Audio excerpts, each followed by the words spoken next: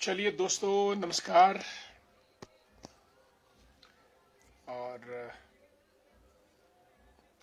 17 अक्टूबर का दिन हमारा कार्यक्रम शुरू होता है। आज की बात आपके साथ। प्रिय साथियों, आपको मालूम है कि हमारा कार्यक्रम हर रोज किन्हीं चुनिंदा विषयों को लेकर हम आपसे बातचीत करते हैं। और आज भी हमारा बातचीत का जो विषय है वो रहेगा, और हम लगभग 4-5 विषयों पे आपसे बात करेंगे। दोस्तों, आज 17 अक्टूबर को सबसे पहले तो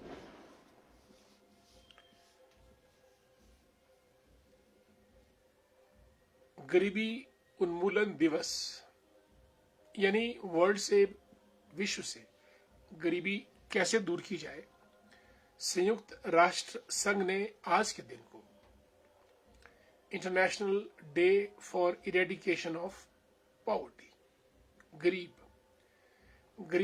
गरीबी, गुर्बत, इस विषय पे हमेशा हर सरकारों ने काम किया है। और दोस्तों, मेरा ये मानना है कि गरीबी और गुर्बत, ये चीजें ऐसी हैं जिनके नाम पर बड़ी बड़ी सरकारें बनती है, लोग नेतागिरी करते हैं। गरीबी आज तक हटी नहीं, ना ही गरीब कम हुए। और अमीरी गरीबी के बीच का भी जो फर्क है वो उत्तरोत्तर बढ़ता जा रहा है। सोना जो 1947 में 8,000 रुपए किलो था, आज 2025 में 1 करोड़ रुपया पर किलो हो गया है। तकरीबन 1,18,000 रुपए का 10 ग्राम। चांदी के भाव, मकान बनाना मुश्किल, जमीन खरीदना और भी मुश्किल।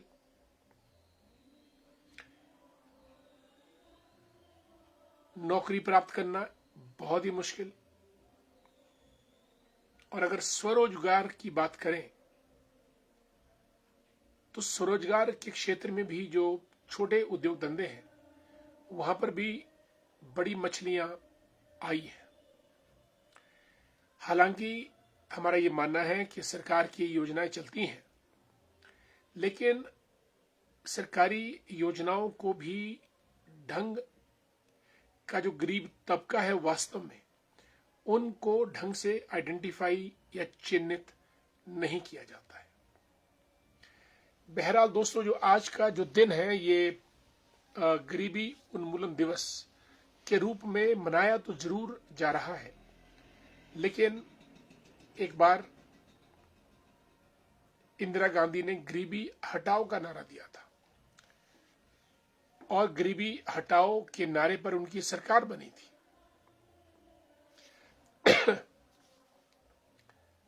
गरीबी आज तक नहीं हटी, लेकिन नारे दिए गए, सरकारें बनी। और आज भी जब भी कोई राजनीतिक पार्टी चुनाव में जाती है, जब मैनिफेस्टो बनाती है, हम गरीबों के लिए क्या करेंगे इसके ऊपर अपना वो पक्ष रखती है। हम गरीबों के लिए मकान बना देंगे, हम गरीबों के लिए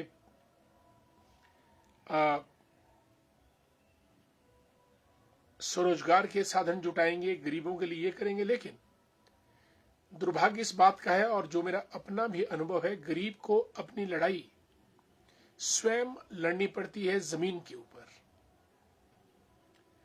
किसानी का बुरा हाल है, नौकरियां मिलती नहीं है, स्वरोजगार में कंपटीशन बहुत ज्यादा है। आम आदमी जाए भी तो किधर जाए। और दोस्तों, मेरा यह मानना है कि इसीलिए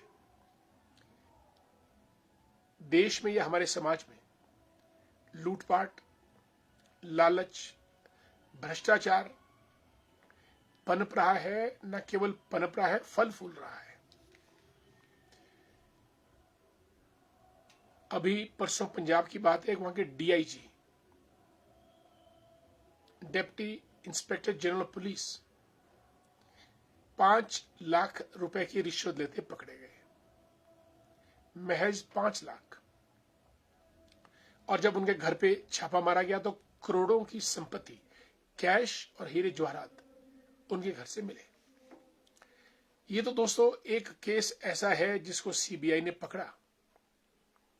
न जाने सरकार के प्रत्येक विभाग में कितने लोग ऐसे हैं। हिमाचल में तो फिर भी लोग गिनतियों पे हैं। हर अधिकारी कर्मचारी पहचाना जाता है। उत्तर प्रदेश, बिहार, मध्य प्रदेश, राजस्थान, आंध्र, तमिल, कर्नाटक जैसे बड़े बड़े राज्यों में तो कर्मचारी अधिकारियों की गिनती नहीं है, पता नहीं चलता है। कितना भ्रष्टाचार होता रहता है। और आज की तारीख में तो पंचायत से लेकर ऊपर तक जहां जिसको मौका मिलता है वो मौके पे चौका लगाने से बाज नहीं आता है। और इसका कारण ये है कि ओवर खत्म हो रहे हैं और जल्द से जल्द धन इकट्ठा करने का जो फैशन है वो बढ़ता जा रहा है। मुझे लगता है कहीं ना कहीं हमारे समाज में लोगों में असुरक्षा की भावना ज्यादा बढ़ गई है कि भाई आज इकट्ठा कर लो, कल पता नहीं क्या होगा, कल होगा भी कि नहीं होगा। आमदनी कम और खर्चे ज्यादा, ऊपर से भ्रष्टाचार का बोलबाला। आप चुनाव की बात करें, जितने लोग चुनाव लड़ते हैं, आप इनसे ये पूछे कि आपका सोर्स ऑफ इनकम क्या है, जो आप 24 घंटे यही काम करते हैं। किन सोर्सेस से आप धन कमाते हैं। और आज की तारीख में बड़े बड़े बिल्डर्स, बड़े बड़े businessman, political leaders, bureaucrats, mafias, और अगर कोई धनाढ्य व्यक्ति बाहुबलियों को पैसा ना दे तो उसके ऊपर आक्रमण हो जाता है। और जो गरीब आदमी है वो गरीबी के इस जाल में फंसा रह जाता है। बहरहाल दोस्तों, आज 17 अक्टूबर के दिन संयुक्त राष्ट्र संघ ने अंतर्राष्ट्रीय गरीबी हटाओ दिवस को मनाने का रिवाज चलाया है। यानी इस दिन हम गरीबों की पूजा करेंगे, गरीबों के बारे में बात करेंगे, गरीबों की देखभाल करेंगे और कुछ ऐसा करेंगे जिससे गरीबी दूर हो। एक बार देवगौड़ा थे प्रधानमंत्री देश के, लाल किले पर से भाषण दे रहे थे। उनकी हिंदी कुछ तुड़ी मुड़ी हिंदी थी, ज्यादा स्पष्ट नहीं बोल पाते थे। भाषण देते हुए कहा, उनको कहना था कि हम भारत से गरीबी को दूर करके ही दम लेंगे। उन्होंने कहा कि हम भारत से गरीब को ही मिटाकर दम लेंगे, गरीबी की जगह गरीब, क्योंकि गरीबी हटाने का रास्ता ही वही है। गरीबी कभी जाती नहीं है। और अब तो एक नया जो है वो कार्यक्रम चला है कि जो अमीर और गरीब की खाई है वो दोस्तों बढ़ती जा रही है। गरीब गरीब होता जा रहा है और अमीर अमीर होता जा रहा है, क्योंकि जिसकी जेब में पैसा वही निर्णय लेता है, सरकारी सुविधाएं उसको मिलती हैं, सरकार की योजनाओं से जो फायदा है वो उसको मिलता है, और बाकी का काम योजनाएं क्रियान्वित करने वाले लोग पूरी कर देते हैं। और गरीब के आंसू पहुंचने वाला कोई नहीं। और गरीब का इस्तेमाल सिर्फ चुनाव में धन बल, दारू बल, मसलमैन करके, लोग इकट्ठा करके गरीब की गरीबी का उपहास उड़ाकर, उसको प्रलोभन देकर, उसको खरीदकर पोलिंग बूथ तक जाते हैं और उसका वोट अपने पक्ष में डलवाकर खुद विधानसभा, लोकसभा तक पहुंच जाते हैं। और गरीब वही भूखे और सूखे नारों के साथ रहने को मजबूर।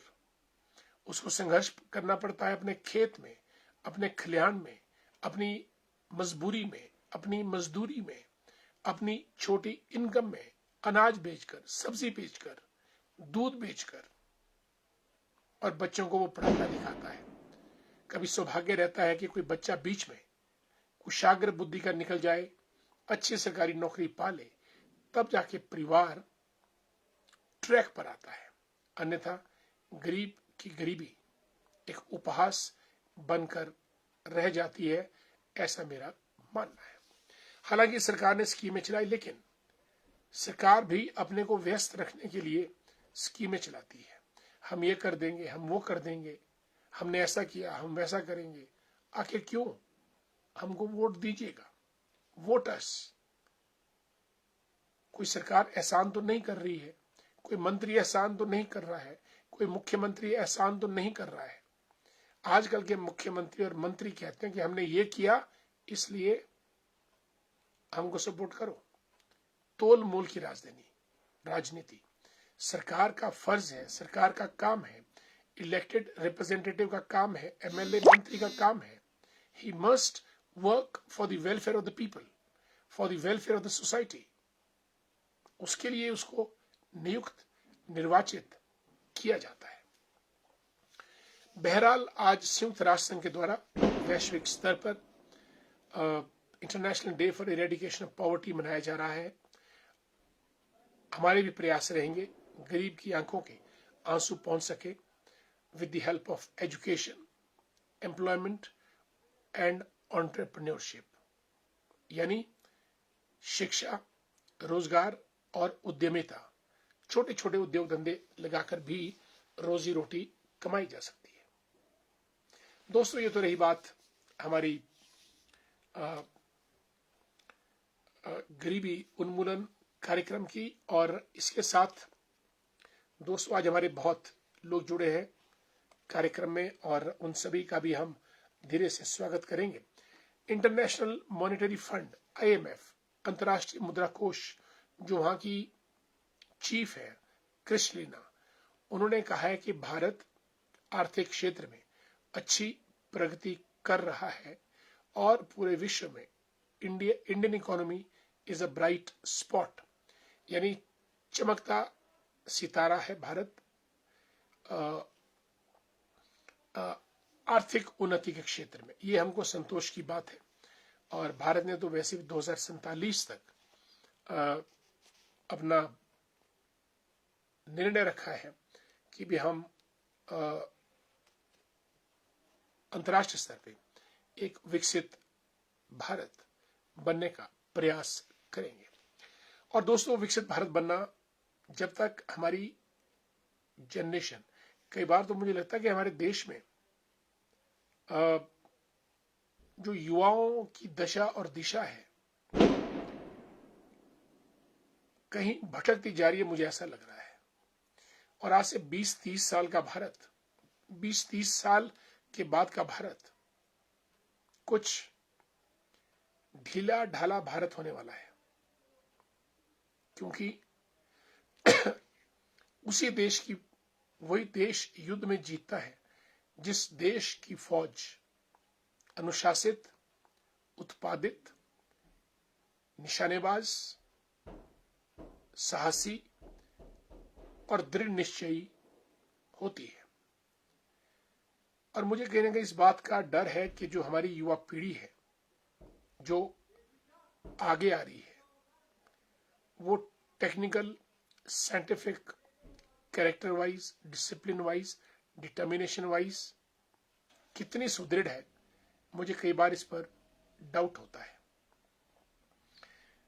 हमारा एजुकेशन सिस्टम इतना फॉल्टी है कि उससे हम एक डिसिप्लिन्ड, डिटर्मिन्ड और इंटेलिजेंट विद्यार्थी नहीं बना सकते।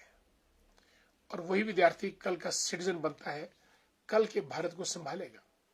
हाँ, बीच में 2, 4, 5 बच्चे अपने दम पर आगे निकल जाए, वो दिगर बात है, लेकिन पूरी क्लास के बच्चों का निर्माण करना राष्ट्र हित में आज की तारीख में ये एक बहुत बड़ी चुनौती हर एक एजुकेशनल इंस्टीट्यूशन में बन गई है।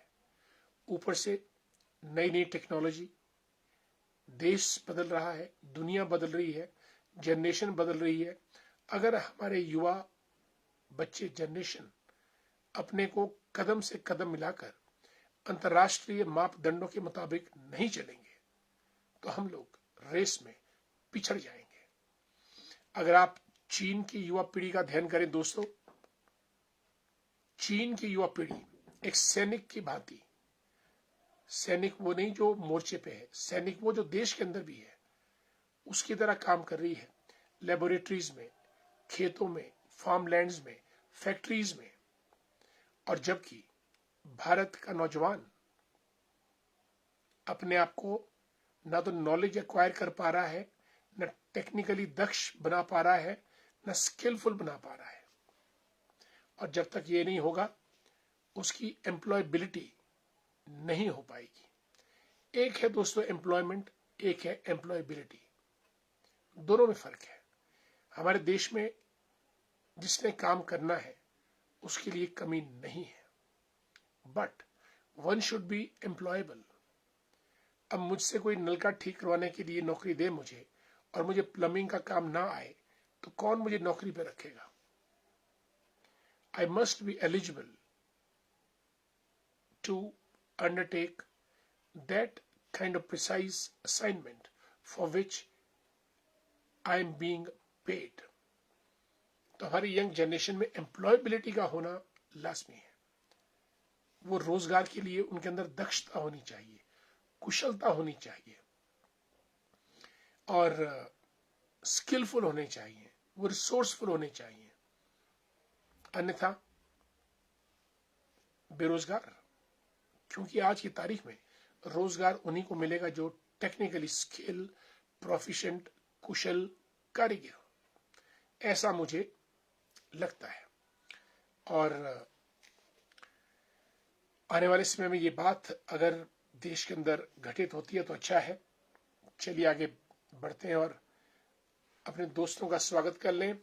आदरणीय सुरेश कश्यप जी को नमस्कार। हमारे सुन्नी में धरोगड़ा के प्रधान हैं। बलबीर सिंह जी को भी नमस्कार, गुड इवनिंग। युगल किशोर जी हमारे मित्र हैं। जय श्री राम। मनोज ठाकुर, जय हिंद, जय भारत। मनोज जी हमारे मित्र। पवन बाली साहब गुड इवनिंग और आपको जय श्री राम। प्रदीप सिंघा जी हमारे मित्र हैं कॉलेज टाइम के, कोटगढ़ से। सिंघा साहब नमस्कार। आपकी वीडियोस में अक्सर देखता रहता हूं और पूरे क्षेत्र की खबरों से रूबरू हो जाते हैं। बटोरा से अश्वरी मेहता जी हमारे मित्र हैं, गुड इवनिंग। हेमंत जी शड़ी से, how are you? A man of many roles and many parts. और आपको हमारा प्यार भरा नमस्कार, राम राम। खेमराज जी हमारे मित्र हैं, जुड़े हैं कार्यक्रम में, आपका स्वागत। और लेख राम वर्मा जी भी संघ के स्वयंसेवक, हमारे मित्र, इनके सुपुत्र भी संघ के स्वयं सेवक हैं। जय श्री राम। और हमारे मित्र Kamlesh Sharma ji, a good and great friend of mine. ये 2 स्कूल ऑपरेट कर रहे हैं, खडनोल में भी और कांगल में भी। यशवंत वर्मा जी तो खैर हमारे मित्र ही हैं, नमस्कार यशवंत जी। पूरे परिवार को भी और माताश्री को विशेष रूप से मेरा नमस्कार आप कहें और उनके अच्छे स्वास्थ्य की कामना करता हूं। Manik Thakur very good evening, how are you, कैसे हैं आप? अशोक शर्मा जी मैनेजर रिटायर्ड है प्रदेश सहकारिता बैंक से, आपको मेरा नमस्कार। यशवंत वर्मा जी कहते हैं कि भाई जी आम आदमी की कहीं भी सुनाई नहीं है। बिल्कुल यशवंत जी, हमारा सिस्टम जो है वो इसी दिशा में आगे बढ़ता जा रहा है और आने वाले वक्त में आप 5-10 साल के बाद देखिएगा आम आदमी की सुनवाई और भी कम होती चली जाएगी। जो लोग कनेक्टेड हैं, इन्फ्लुएंशियल हैं, तंत्र में हैं और जो मंत्र बोलना जानते हैं, सुनवाई अब उन्हीं की होगी। आम आदमी बेचारा लाचार, बेसहारा और अनसुना कर दिया जाएगा, ऐसी मेरी एप्रीहेंशन है आने वाले समय में। राजू दी ग्रेट, जय श्री राम। जगदीश जी लिखते हैं प्रमोद भाई को 2027 में एमएलए बनाकर रोजगार का नया सफर का अवसर पाओ। बिल्कुल, विल वर्क फॉर इट। हर घर को चिन्हित करके, हर युवा को चिन्हित करके कहाँ क्या कुछ किया जा सकता है, रोजगार कैसे मुहैया करवाया जा सकता है, उसके लिए हमारे विशेष प्रयत्न रहेंगे और हम इस काम को अंजाम तक ले जाएंगे, ऐसा हमारा दृढ़ विश्वास है। अनूप रॉय जी नमस्कार, जय हिंद, जय भारत। और कपूरथला से हमारे एसबीआई के मैनेजर राजेंद्र सिंह वर्मा जी और हमारे मित्र, गुड टू सी यू, आपका बहुत बहुत स्वागत राजेंद्र जी कार्यक्रम में। रोडू से हमारे मित्र कैलाश जज्ञान साहब, सनी गर्ग जी बहुत दिनों के बाद गुड इवनिंग करसोग से जुड़े हैं। Piyush Chauhan good evening, how are you my dear Piyush. We viewing our program आज की बात from SBS hostel Summerhill Shimla, shivering with cold, my goodness. भाई हीटिंग का इंतजाम कीजिएगा और हीटर वगैरह ऑन कीजिएगा पीयूष, ठंड को दूर भगाइएगा। Good to see you my dear Piyush. Kamlesh Mehta ji good evening. Kewal Bushiyari साहब रामपुर से जुड़े हैं, नमस्कार। सुरेंद्र वर्मा जी को भी नमस्कार। मनोज ठाकुर संदोल सरगा घाट से ही राइट्स, शर्मा जी आज के समय में आम आदमी के लिए जीवन एक संघर्ष है। बिल्कुल, जीवन एक भार है और उस भार को कम करने के लिए मेरा ख्याल उसको संघर्ष करना पड़ता है। और मनोज जी, अगर जिंदगी इसी किस्म के अनप्रोडक्टिव संघर्ष में चली गई तो एक त्रासदी वाली बात है। जिनकी आज चलती है वो अपनी लूटपाट जारी रखते हैं। यही मैंने बात शुरू की मनोज जी पहले, और गरीब आदमी पिसता रहता है, जो सरासर गलत है।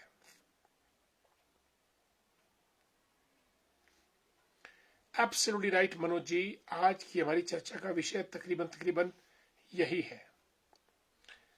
और सूर्यवंशी बिट्टू ठाकुर जी को नमस्कार, जय श्री राम।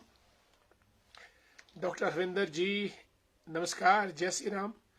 कैसे हरविंदर जी, ठीक हैं आप? मैंने सुना पुष्पा जी की टांग फ्रैक्चर हुई है, उनका ख्याल रखिएगा और हम उनके शीघ्र स्वस्थ होने की कामना भी करते हैं। निशा जी को नमस्ते, गुड इवनिंग। कटोच साहब हमारे मित्र PWD से असिस्टेंट इंजीनियर रिटायर्ड हैं और सुन्नी के जलोग में इन्होंने बहुत काम किया। टूटू रामपुरी क्योंथल में इनका निवास स्थान है और आपका स्वागत बहुत बहुत। चलिए, हमारे मित्र आदरणीय सत्यपाल जी भी जुड़े हैं, टूरिज्म क्षेत्र के विशेषज्ञ हैं। सत्यपाल जी, देखिए हमारे इस कार्यक्रम के बहाने हम सब लोगों की मुलाकात और बातचीत हो जाती है, जो अपने आप में एक बहुत अच्छा एहसास है। दिलाराम जी गुड इवनिंग। मनु वर्मा जी नमस्कार, मझियोड़ की हमारी प्रधान है। गोपाल ठाकुर जी को भी नमस्कार। आदरणीय भूपराम वर्मा जी, पेंशनर्स मूवमेंट आंदोलन को स्पीयर हेड कर रहे हैं पूरे प्रदेश में। आज हमने आपकी बाइट भी सुनी। आप तो अच्छा बोलते ही है, अच्छा सोचते हैं और अच्छा करते भी हैं। सोमदत्त शर्मा जी को नमस्कार, जय श्री राम।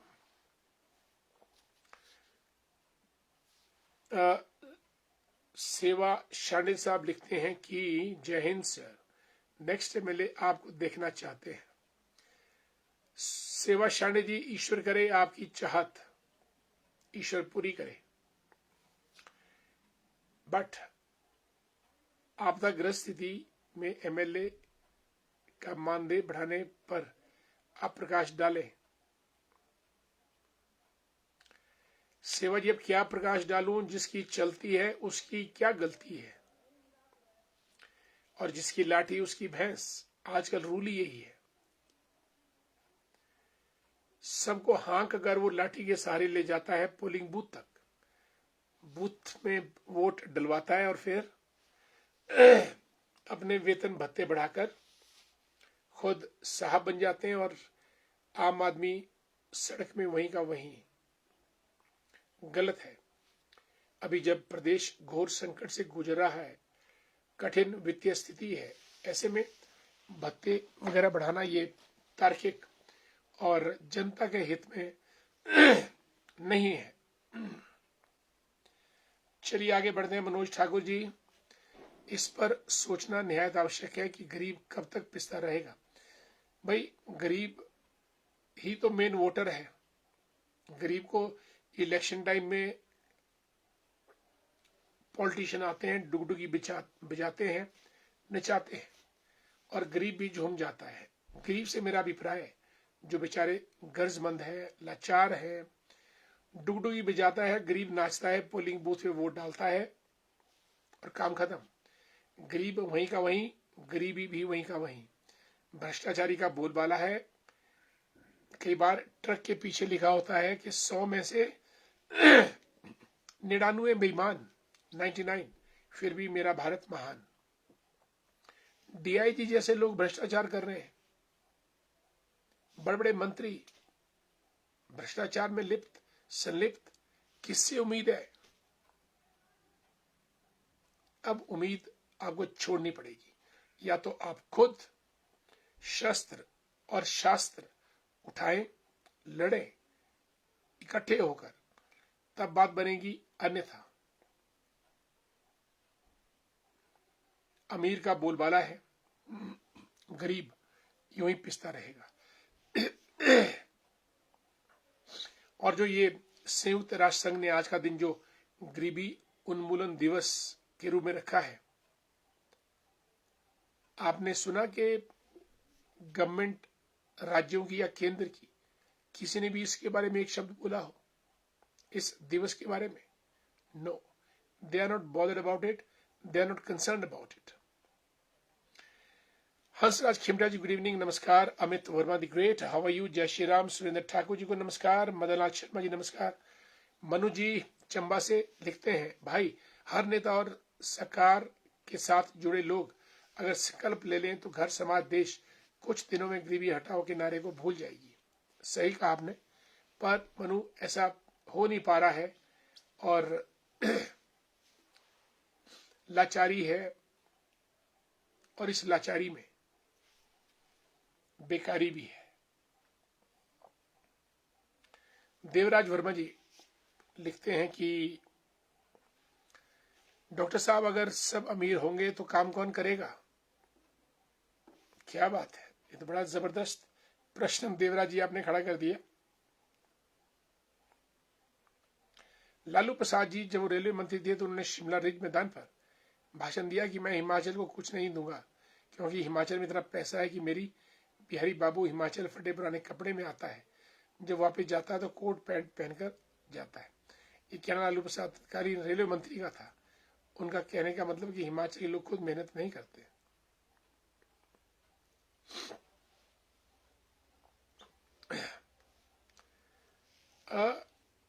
देखिए, ऐसा अब लालू ने जो कहा बिल्कुल अपने अंदाज में कहा होगा।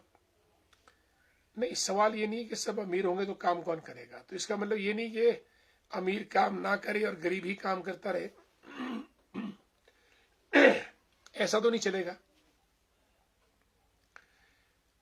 गरीबी दूर करने का मतलब ये है कि कम से कम रोटी, कपड़ा और मकान तो मिले और उसकी सोचने समझने की शक्ति रहे।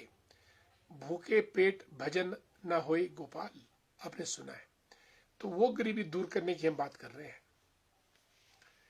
और हिमाचली लोग खुद मेहनत नहीं करते, अब ये तो एक डिबेट का विषय है, ऐसा नहीं। लेकिन हिमाचल के लोग मेहनती जरूर है, खेत में खलिहान में जहां भी उनको रखा जाए। लेकिन हमने अपनी एजुकेशन और एम्प्लॉयमेंट और स्किल डेवलपमेंट को फॉल्टी बनाया है, जिससे हम जो नई जनरेशन है वो एम्प्लॉयबल नहीं हो पा रही है, ऐसा मुझे लगता है।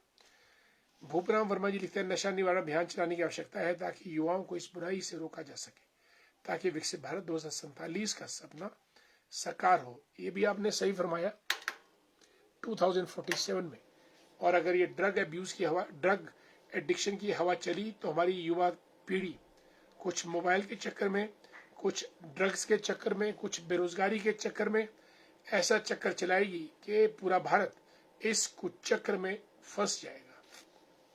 ज्योति गुप्ता जी, जय श्री कृष्ण, राधे राधे। तिलक राज वर्मा जी नमस्कार। प्रधानमंत्री मोदी जी को मिलकर मेरे ख्याल वापस यात्रा पे होंगे तिलक राज जी, बहुत बहुत बधाई, साधुवाद आपको। चिरंजीव वर्मा जी गुड इवनिंग। अनिल नेहरू जी प्रदेश सचिवालय से जुड़े हैं, जय हिंद।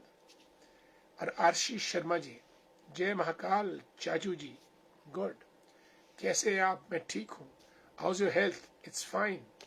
नमस्ते आपको भी। Thanks so much. I wish you great time dear Aarshi and good to have you here in a program आज के बाद आपके साथ। मोहन वर्मा जी को नमस्कार, शाकरा से जुड़े हैं, और बसु नेगी विशाल द ग्रेट, गुड इवनिंग। आशीष बिट्टू जी कहाँ रहते हैं, क्या करते हैं, मुलाकात नहीं होती, नमस्कार आपको हमारा। और रणधीर जसवाल साहब भी जुड़े हैं रामपुर से, गुड इवनिंग। तेजेंद्र वर्मा जी को नमस्कार, बहुत दिनों के बाद। पवन हुडन साहब, गुड इवनिंग। हुडन साहब कैसे हैं आप? आपको हमारा नमस्कार। आइए किसी दिन मुलाकात करते हैं, गुड इवनिंग। बहुत सी बातों पे आपसे चर्चा करनी है। आदरणीय सुभाष चौहान जी, जो हमारे पूर्व मुख्यमंत्री के ओएसडी भी रहे हैं, प्रदेश सचिवालय में कार्यरत हैं। अच्छा लगता है जब डॉक्टर साहब आप जन समूह को इस तरह का ज्ञान देते हैं, मुझे बहुत अच्छा लगता है आपको सुनकर। धन्यवाद बहुत बहुत आपका। जय श्री राम, जय हिमाचल। सुभाष जी, आप तो एक कुशाग्र और कुशल व्यक्तित्व के मालिक हैं, और सचिवालय में रहकर आपने बहुत काम किए हैं, बहुत काम। जो भी कागज आपके पास आया, आपने उस कागज को सकारात्मक तरीके से कहीं ना कहीं अंजाम तक पहुंचाया है। आपको बहुत बहुत साधुवाद। पवन हुडन साहब, good evening. And Sanju Thakur ji, हमारे मित्र घनश्याम वर्मा जी जिलोग से जुड़े हैं, गुड इवनिंग घनश्याम जी, आपसे मुलाकात बहुत अच्छी रही। प्रमोद कुमार जी हमारे नाम राशि हैं, कन्या राशि, नमस्कार। केवल राम मुशहरी साहब,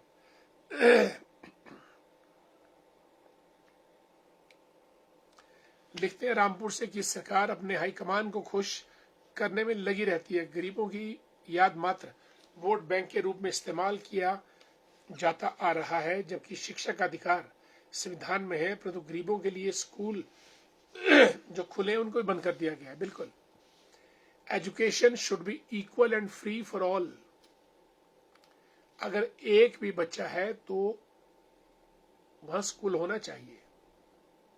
हम पटवार खाने बंद कर सकते हैं, वहां जाने के लिए पैदल जाया जा सकता है काम करवाने के लिए, लेकिन शिक्षण संस्थान नहीं।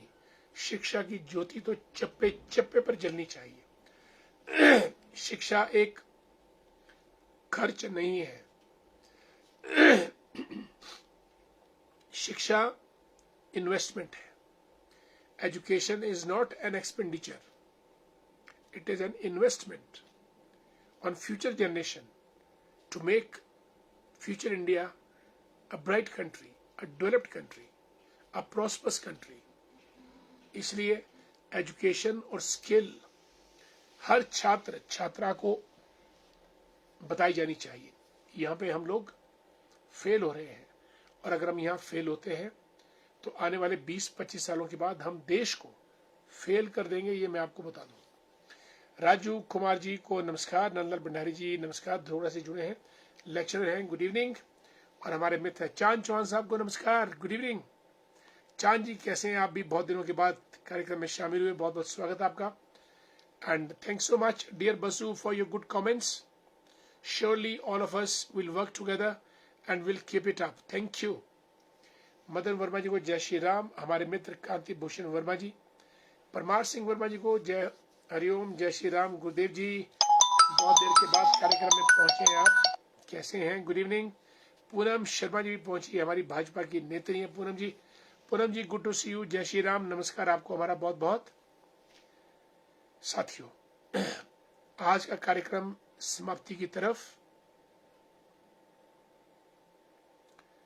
आप लोग जुड़े कार्यक्रम में, और बहुत धन्यवाद आपका। ये अपना कार्यक्रम है, और कल हम आपसे फिर मुलाकात करेंगे। तब तक के लिए आप सब लोग अपना ख्याल रखिएगा। बहुत धन्यवाद। शुभ रात्रि, नमस्कार।